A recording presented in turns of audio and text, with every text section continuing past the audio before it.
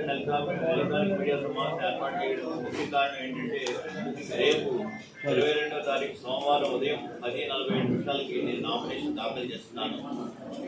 Already be form అన్నీ కూడా మాకు అన్ని సిద్ధంగా ఉన్నాయి. 3 సెట్ల నామినేషన్ రేపు ఉదయం కలెక్టరేట్ ఆఫీస్లో ఫైలింగ్ చేస్తున్నాను.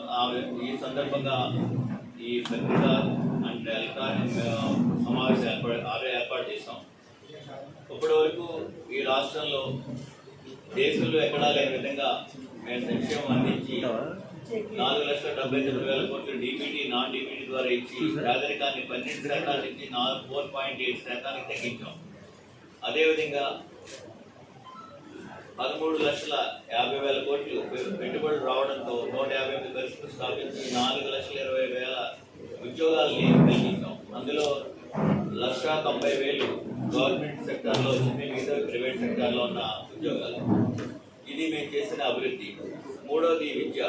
ఈ దేశంలో ఏ రాష్ట్రంలోనూ జరగనంత అభివృద్ధి విద్యా రంగాల్లో మేము చేశాం.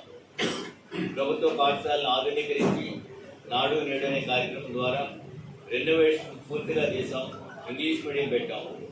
ఆల్మోస్ట్ 90% స్కూల్స్లో ఇప్పటికే ఈ రెనోవేషన్ కార్యక్రమం పూర్తయింది. అదేవిధంగా గవర్నమెంట్ స్కూల్లో కాకుండా ప్రైవేట్ స్కూల్లో చదువుకుంటున్న వాళ్ళకి కూడా అమ్మ ఒడి, విద్యా దీవెన, వసతి దీవెన, ఫీజు రీయింబర్స్మెంట్తో విద్యకి అత్యధిక సపోర్ట్ చేసిన ప్రభుత్వం ఈ దేశంలో ఏదన్నా ఉందంటే అది వైఎస్ఆర్సీపీ కాంగ్రెస్ గవర్నమెంట్లో మాత్రమే, ఏపీలోనే మాత్రమే జరిగింది. ఈ దేశంలో ఎక్కడా లేని విధంగా ప్రైవేట్ స్కూల్లో చదివినా గవర్నమెంట్ స్కూల్లో చదివినా కూడా ఈ రాష్ట్రంలో పేద ప్రజల పిల్లలు ఎవరు కూడా పనుల్లోకి వెళ్ళకూడదు, చదవాలి అని ఉద్దేశంతో ఈవెన్ టోఫెల్ లెవెల్ 1ని ప్రైమరీ ఎడ్యుకేషన్, టోఫెల్ 2ని సెకండరీ ఎడ్యుకేషన్ లెవెల్లో కూడా పెట్టిన ఘనత జగన్మోహన్ రెడ్డి గారిది. రాజమండ్రికి ఎక్కువ ప్రాధాన్యత ఇచ్చి ఉండొచ్చు, కానీ అన్ని 7 నియోజకవర్గాల్లో కూడా 50 to 60% డ్రైనేజ్ రోడ్స్ అన్ని కూడా కంప్లీట్ అయ్యాయి.